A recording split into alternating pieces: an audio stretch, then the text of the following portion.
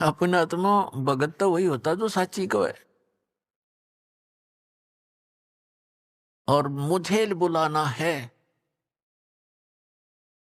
तो मुझे जो यज्ञ तुम करने जा रहे हो, ऐसी 100 यज्ञ कभी कर रखी हो, उन 100 यज्ञ का संकल्प मुझे दे दो, वो पुण्य दो मुझे, तब तुम्हारे घर जाकर मैं रोटी खा सकता हूं। इतना पाप लगा मुझे।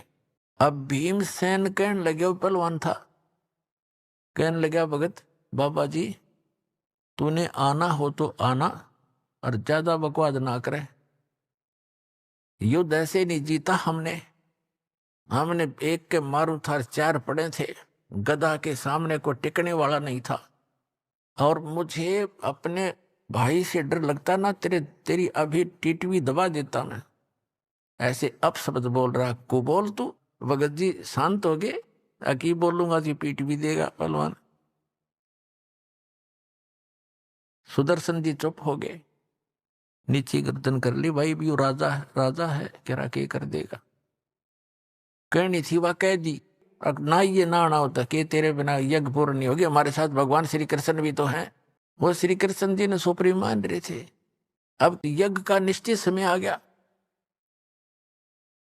और सभी 33 करोड़ देवता, 88,000 ऋषि, 12 करोड़ ब्राह्मण, 56 करोड़ यादव श्री कृष्ण जी के वंशज द्वारका से चलकर आगे। और ना जाने कितने भक्त, आसपास के जनसाधारण आगे। भोजन, अब भंडारा शुरू हो गया, सबने भोजन खा लिया और शंख टस से मस नहीं हुआ। युधिष्ठिर जी ने कहा कि भगवान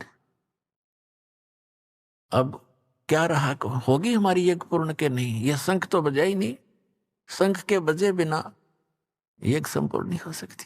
तब उसने कहा कि भगवान आपने भी भोजन खा लिया और ये 33 करोड़ देवता, 88,000 ऋषि, 12 करोड़ ब्राह्मण, चारों वेदों के कंठ याद करने वाले, इन्होंने भोजन खा लिया और फिर भी शंख नहीं बजा। भगवान हमारे पाप ज्यादा है, किसी का दोष नहीं, हमने बहुत जुल्म कर रखा है, सचमुच ये शीघ्र सी खत्म होने वाले नहीं है।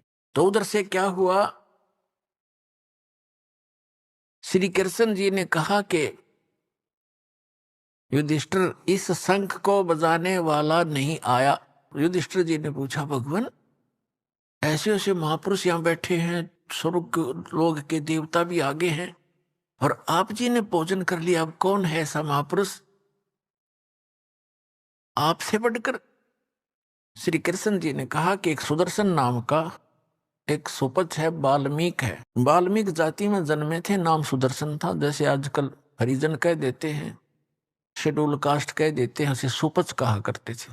कि उस सुदर्शन को आमंत्रित नहीं किया तुमने महात्मा को? युधिष्ठिर ने कहा कि उधर काशी साइड में हमने भीमसेन, भीम जी की ड्यूटी लगाई थी, उसके पूछते हैं। भीम को बुलाया गया और उससे पूछा कि भाई आपने ऐसे ऐसे भगवान श्री कृष्ण जी कह रहे हैं, एक सुदर्शन नाम के वाल्मीकि थे, महात्मा भक्त, उनको नहीं आमंत्रित किया? भीमसेन कहने लगा कि मैंने उसको निमंत्रण दिया था, लेकिन वो तो कबूल आदमी है, वो तो ऐसी बकवाद करने लग गया, तुम तो अपराधी हो, तुमने जुल्म कर रखा है, करोड़ों बहन विधवा करके आज तुम राज कर रहे हो, और तुम्हारे घर पे मैं अन्न उस समय खाऊंगा, तुम ऐसी ऐसी यज्ञ जो करने जा रहे हो, 100 कर रखी हो, उसका फल मुझे दो, तब मैं रोटी खाऊं, ना तो पाप लगे तुम्हारे अन्न खाने वाले को भी। इतने अपराधी हो तुम। अब श्री कृष्ण जी को पता था यो भी मोटे दिमाग का है, इसने भी कुछ बकवाद करी होगी। तो श्री कृष्ण जी ने पूछा फिर आपने क्या उत्तर दिया? कि मैंने उसे ये उत्तर दिया कि तूने आना हो तो आ, न तेरे ना आने से क्या मैं हमारा काम अड़ जाएगा। और मुझे आपसे और भगत हमारे भाई से डर लगता था ना उसको, मैंने कहा कि मैं उनसे ऐसे डरता हूं ना, तेरे को कभी टीटवी दबा देता तेरी। मैंने ये कह दिया। कृष्ण जी ने कहा कि देखो भैया, संत साधु संतों के साथ बकवाद नहीं की जाती। तो आपने तो और पाप इकट्ठा कर लिया, उनकी आत्मा दुखा के। वो ठीक कह रहे थे, उन्हें गलत क्या कहा? क्या जीव हिंसा का पाप नहीं होता? और आपने गलत किया, चलो मेरे साथ। पांचों पांडव और छठे श्री कृष्ण भगवान रथ लेकर वहां पहुंचे। 1 किलोमीटर दूर रथ रोक दिया, 1 मील, और कहा नीचे उतरो। नंगे पैरों चले वहां से, रथ पीछे पीछे आ रहा है खाली। और उसमें क्या हुआ कि सुदर्शन जी ने अपने पूज्य गुरुदेव करुणामय जी से कहा कि महाराज, आज मेरे से गलती तो बन गई। क्या भाई?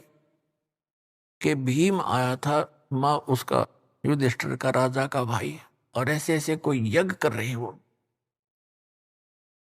और उन्होंने मेरे से कहा, मैंने उनको ये कह दिया। परमात्मा बोले, भाई तूने सही कह दिया, साधु संत तो साची ही कहा करते हैं, गलती नहीं की बेटा। पर बताऊं, उनका यज्ञ पूर्ण ना हुए,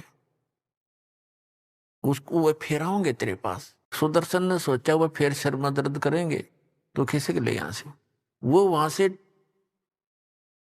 खिसक गया, 10-15 दिन का टूर प्रोग्राम बना के। अब परमात्मा ने देखा भगत की इज्जत रखनी जरूरी होती है, आप ही आकर बैठ गए सुदर्शन रूप बना के। कबीर परमात्मा करुणा में, अपने आत्माओं, एक अध्यात्म शक्ति ऐसी होती है, अपने आप सामने वाले को पता लग जाता है इसके अंदर कुछ है भक्ति। तो श्री कृष्ण जब वहां पहुंचे, आंखों में आंख मिली दोनों भगवानों की, श्री कृष्ण जी का नतमस्तक, आपे नतमस्तक हो गए, दंडवत प्रणाम किया मुकुट समेत।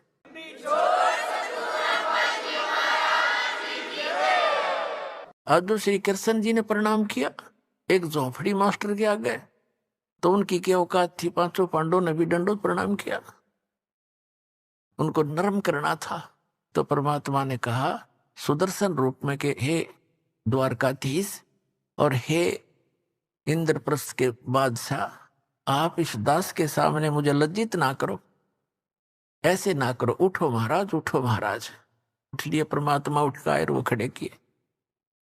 तब श्री कृष्ण जी ने कहा कि हम आपको निमंत्रण लिवाने आए हैं, और ऐसे राजा युधिष्ठिर हैं, ये इसके भाई हैं, और इन्होंने ऐसे ऐसे यज्ञ किया, और आपकी अति आवश्यकता है, आप चलिएगा। तब परमात्मा ने तो दानी जान थे, उन्होंने रोल कर ही रहे थे सुदर्शन का।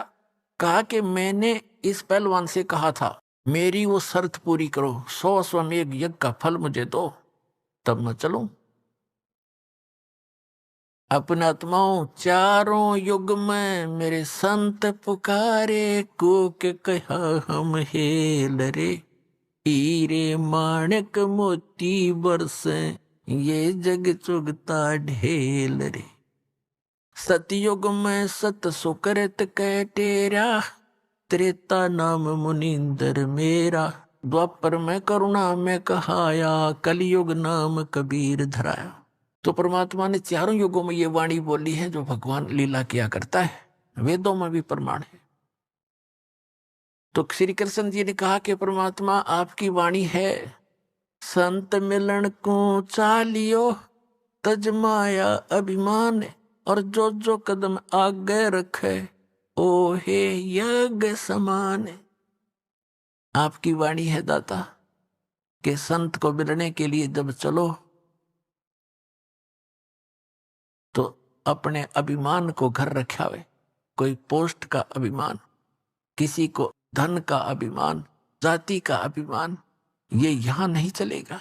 अगर आप संत के दरबार में आ रहे हो, ऐसे जाना चाहिए जैसे चाहे प्रधानमंत्री का भी पुत्र विद्यार्थी है, और जब वो विद्यालय में जाता है वो एक विद्यार्थी की तरह ही बैठता है, ऐसे ही सब बच्चों के साथ मिलकर रहता है।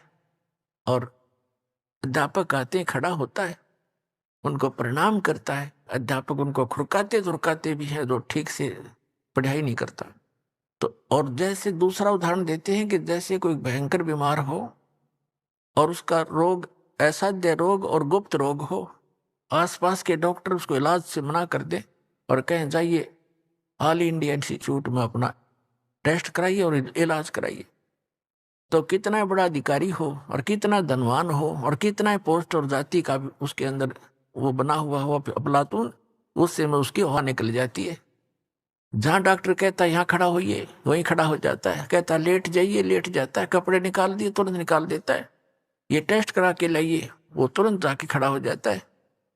उस समय उसको अपनी जान दिखाई देती है, वो पद नहीं। तो पुण्यात्माओं, जब आप सत्संग के अंदर आओ सतलोक आश्रम पर में, ऐसे आना चाहिए जैसे एक बालक आया करते हैं, एक रोगी आता है। यहाँ पद और पोस्ट और धन का जो है किसी प्रकार का भी अहम आपका विद्वान नहीं होना चाहिए। सेवादार कहते हैं यहाँ उठ भाई यहाँ बैठ जा, अच्छा भाई यहाँ बैठ जाऊंगा। अब ये सब आपके हित के लिए ही करते हैं। कभी कहते हैं यहाँ नहीं भाई वहां बैठ जा, अच्छा भाई वहां बैठ जाऊंगा। आप यहाँ खा लो बैठ कर, अच्छा भाई यहाँ खा लेता हूँ। तो ऐसे विमान होना चाहिए। एक गुर्रा हुआ क्यों, अब यहाँ से उठा अब यहाँ बैठा रहा है, क्या तो हुआ। तो इस तरह की बातें भगत नहीं करा करते। ठीक है, नए नए आते हैं, कोई बोल भी देता है तो उसके लिए हिदायत दी जाती है। कहते हैं संत मिलन को चालियो तजमाया अभिमान, और जो जो कदम आगे रखे ओ हे यज्ञ समा।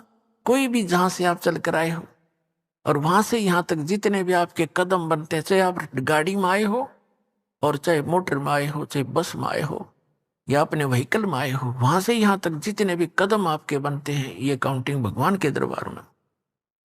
कहते उतना ही आपको यज्ञों का पुण्य मिल रहा है। एक यज्ञ करने में पैसा भी कितना समय लगता है। अरे तो इस प्रकार आपको यहाँ बुलाकर धनी बनाया जाता है। श्री कृष्ण जी ने कहा कि हे भगवान, आप तो अंतर्यामी हो महात्मा जी, और आप देख सकते हो पांचों पांडव आज क्या हालत है इनकी, कैसी बेइज्जती हो रही है। करोड़ों आदमी जी वगैरह इनका जो के त्यों खड़े हैं, इनके सिर पर पाड़ने का करोड़ों रुपये लग गए हैं, पैसे लग गए हैं, और आप आज इनके अंदर झांक के देखो ये कैसे बेनम्र हुए खड़े हैं, बेगी बिल्ली। ऐसे करो भगवान, हमारी जितनी भी ये वहां से चलकर आपके तक आने में बनी है कदमों की, आप 100 रख लो और बाकी हमारी झोली में डाल दो, हमारा उद्धार हो। कहते साधु भूखा भाव का, धन का भूखा ना। अर्जा कोई धन का भूखा हो, संत नहीं, वो साधु भी ना। तो परमात्मा तो उनकी आस्था देखना चाहते थे। तो परमात्मा ने कहा कि भीमसेन अखान जी, जब तो कति नो सीधा खड़ा नो होकर के हाथ जोड़ के कि मेरी ये सुमरनी उतार। माला थी, माला जो मन क्या वाली आप मंत्र करते हैं, कुट्टी का टांग रखी थी। अब पहलवान उठा और लग गया माला उतारन, उतरी नहीं, पसीना आ गया नु, खूब हंगा ले रहा। परमात्मा बोले रे पहलवान तो डींग मारे था कि एक के मारू था 4 मरे थे, अरे ये माला ना उतरती तेरे पे। अपन आत्मा परमात्मा ये दिखाना चाहते थे इनका दिल डट जा। कोई है वस्तु, कोई है संत, वहीं उनका जो दिल भी डट गया, वह ताकत न्यारी है। परमात्मा ने हटका कि आजा खड़ा हो जाए इधर। ऐसे हाथ किया था, अपने आप माला उतर कर मालिक के हाथ में आ गई बैठे बैठे के।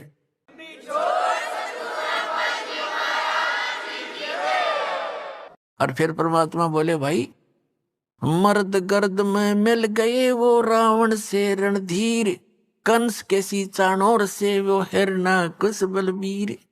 तेरी क्या बुनियाद है तू जीव जन्म धर लेत, गरीब दास हरि नाम बिना तुम्हारा खाली रह जा खेत। कहते इस ताकत की यहाँ नहीं चलती, यहाँ तो राम नाम का धन होना चाहिए, ये शक्ति के संग्रह होनी चाहिए, तो आपका आगे भविष्य सुधरेगा। तो परमात्मा ने कहा कि चलो। परमात्मा बैठाए रथ में, श्री कृष्ण रथवान बने और पांचों पांडव सटे और परमात्मा बैठा कर लाए।